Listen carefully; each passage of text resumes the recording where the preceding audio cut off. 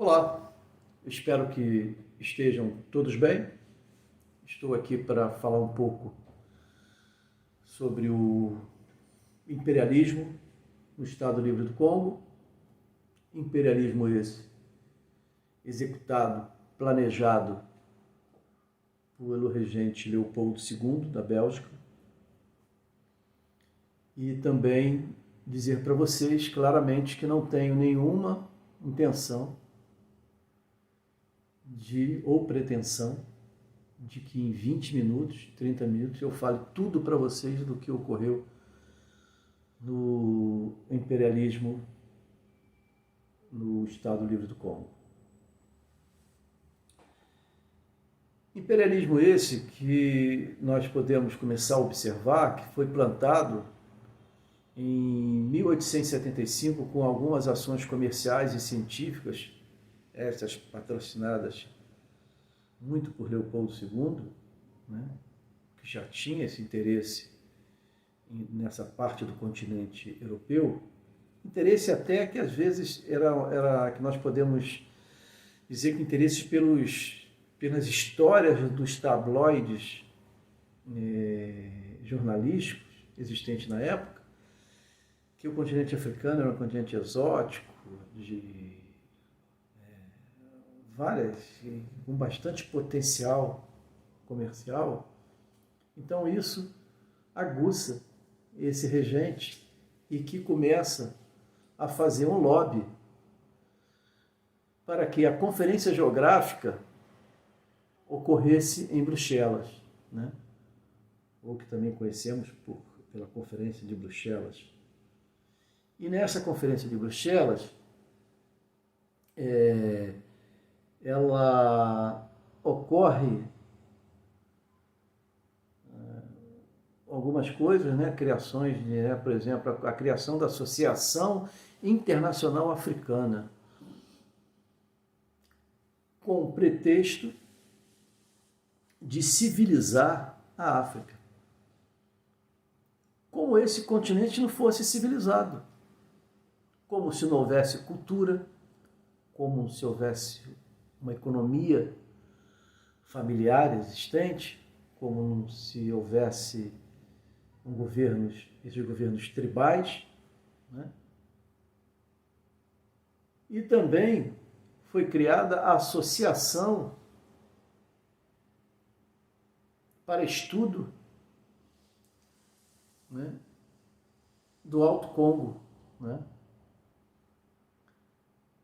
Esse com empresários ingleses, holandeses e banqueiros representando quem? Claro, Leopoldo II. E aí se rega mais uma fase do plano de Leopoldo para assumir esse parte do continente africano, o Estado Livre do Congo. E aí o que ocorre depois disso é que Leopoldo, né, cria alguns patronatos para que possa, através deles, exercer uma influência, para que essa influência possa ser contemplado a ele o Estado Livre do Congo. E após a Conferência de Bruxelas, começa a ocorrer dentro do continente europeu algumas reivindicações por várias potências, né? Inclusive algumas potências que no século XV, XVI, XVII eram potências ultramarinas, como nós conhecemos, a Portugal, a Espanha e outras, para a sua reivindicação em territórios africanos. E houve aí uma preocupação, né, de que pudesse ocorrer uma guerra dentro do continente europeu devido a essas pressões, devido a essas reivindicações dos estados europeus ao continente, parte do continente africano. Então, foi realizada entre 15 de novembro de 1884 a 26 de fevereiro de 1885, a Conferência de Berlim. A Conferência de Berlim teve o seu aspecto principal a repartição do continente africano pelas grandes potências europeias. As 14 maiores potências europeias estavam na Conferência de Berlim. Então, imagine vocês uma grande torta e os caras repartindo ali. O continente europeu, esse aqui é teu, esse aqui é meu, esse pedaço maior é meu, porque eu sou isso, eu sou aquilo. Militarmente eu sou maior que você. Né? E o que ocorre? Um ano depois da Conferência de Berlim, Leopoldo II é agraciado com mais de 2 milhões de quilômetros quadrados, que refere-se ao Estado Livre do Congo. Mas com isso também ele recebia a população. Mas isso era o que menos importava para Leopoldo. Importava para ele era a parte comercial.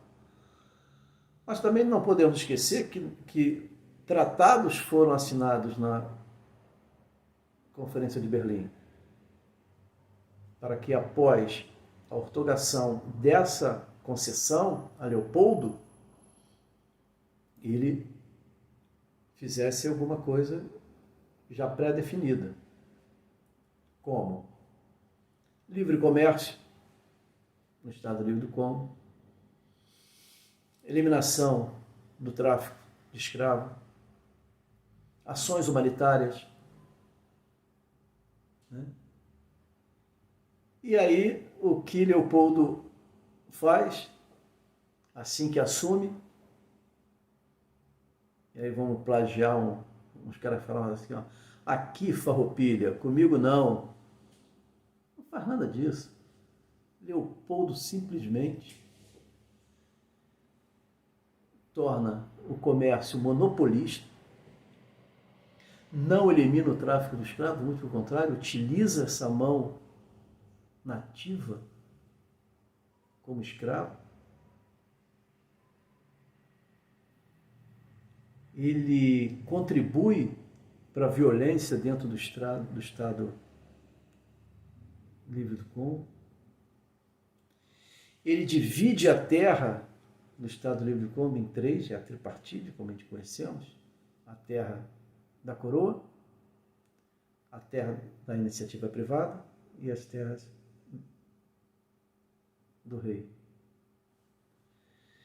E aí, senhores, começa o estado de terror de Leopoldo II. Ele toma as terras seculares das famílias congolesas, ele não governa junto com os líderes tribais, isso ocasiona algumas rebeliões. E aí nós vamos ver um pouquinho mais à frente como ele combate essas rebeliões. Ele cria cronogramas de produção e os castigos ao não cumprimento desse cronograma, né? Porque a Europa está vivendo a segunda revolução industrial, né? A Europa começa com a indústria automobilística, né? Então os carros precisam de pneus, as bicicletas também que foram inventadas precisam de pneu, e a borracha é um dos recursos naturais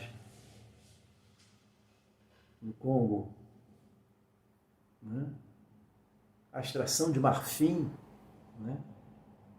A morte de milhares de elefantes para a extração de marfim.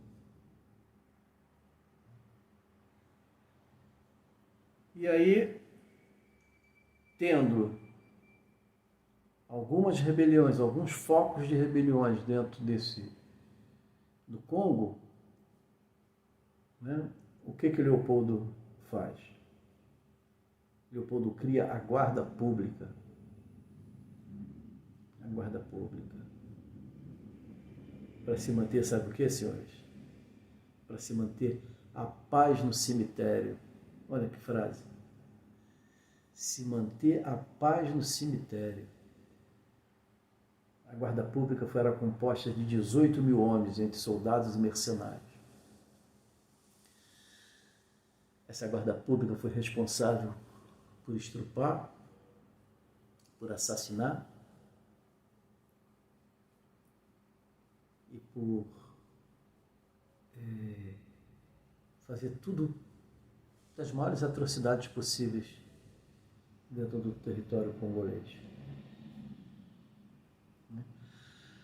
Aqueles que não produziam, aquelas terras que não eram, né, o cronograma não era cumprido, né, as rebeliões para se acalmarem, matavam-se mulheres e crianças como sinal de que poderia ser pior. Eu não sei o que poderia ser pior. Sinceramente, estrupar, matar, amputar, isso tudo aos olhares cegos das grandes potências europeias. Porém, já no início do século XX, através de publicações, fotografias de missionários batistas, de fotógrafos, de humanistas, começam a exercer uma pressão internacional ao parlamento belga para que esse, vamos dizer, reinado de terror de Leopoldo terminasse. E talvez esse meu estudo, eu estou procurando falar um pouco mais dessas atrocidades, porque eu não tenho outro legado. Eu não vi. Em tudo que eu estudei, eu não vi. Não vi nenhum legado. O único legado que eu vi desse imperialismo foi o terror. O terror de Leopoldo, ou Léo, o malvado, ou Leopoldo, o carniceiro.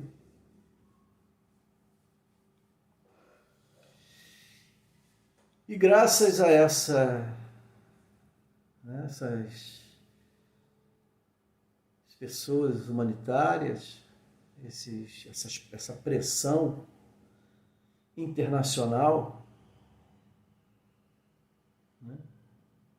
Em 1908, o parlamento belga retira de Leopoldo, vamos dizer assim, a regência do Estado Livre do Congo e rebatiza o mesmo como Congo belga. Muda-se alguma coisa, mas não muda-se tudo assim. Pode ser que as atrocidades diminuam bastante, mas elas não acabam. Só vão acabar lá com a independência, mas isso aí é uma outra história, que fica talvez para depois, né? E aí o que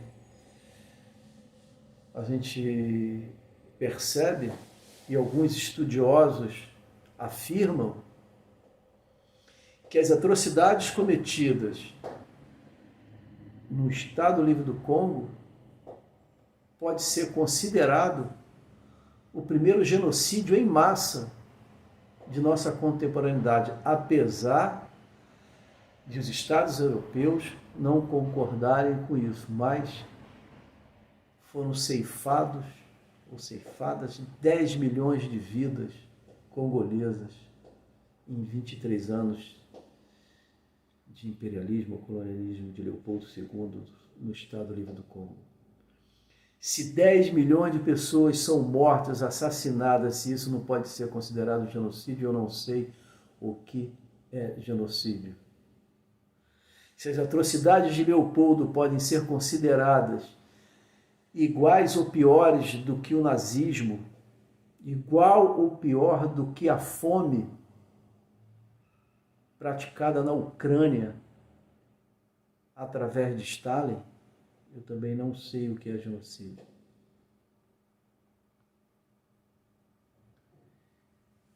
Então eu me prendi porque isso me marcou bastante. Eu acho que todas as outras coisas diplomáticas, para mim, ficam em segundo plano, né?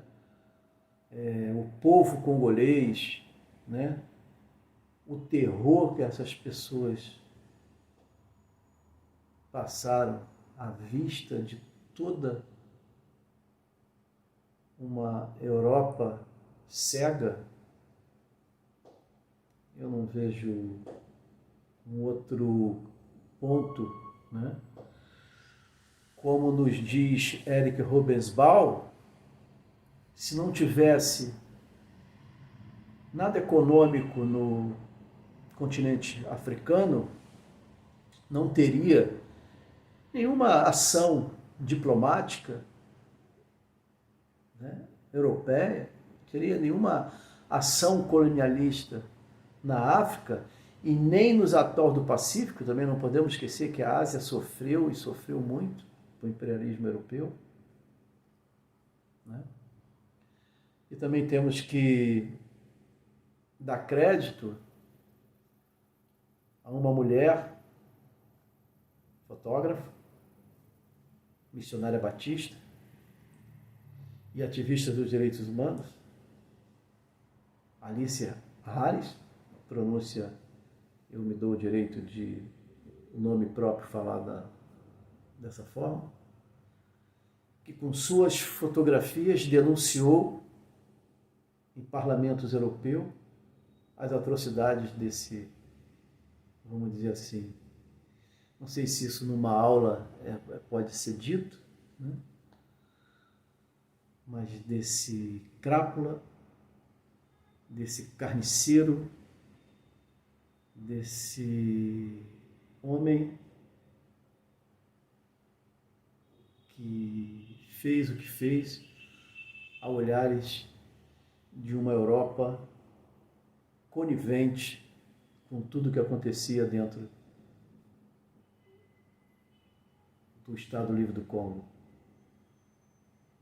né? E não só no Estado Livre do Congo, em outras áreas que foram também parte desse imperialismo europeu, né? E eu vou terminar aqui com uma notícia recente. Vou terminar aqui com uma ação recente, porém tardia, né? Na cidade costeira da Bélgica, Antuérpia, na semana passada, foi retirada de uma das suas praças a estátua de nada menos, nada mais do que Leopoldo II, o carniceiro do Congo. Foi tardio, né? A Bélgica podia ter olhado, por mais que ela não tivesse o interesse, como ela não teve no início, podia ter, pelo menos, ter o respeito à humanidade de não deixar em praça pública um homem que ceifou mais de 10 milhões de vidas no Estado Livre do Congo. Senhores, eu termino por aqui. Espero que as críticas sejam... que eu me aperfeiçoe um pouco mais. Os elogios são bem-vindos, e como as críticas também, né? Como eu falei agora, que elas poderão fazer com que eu observe os meus acertos e meus erros, né? Espero que todos fiquem bem e que logo, logo poderemos interagir dentro de sala de aula. Um abraço forte. Se cuidem.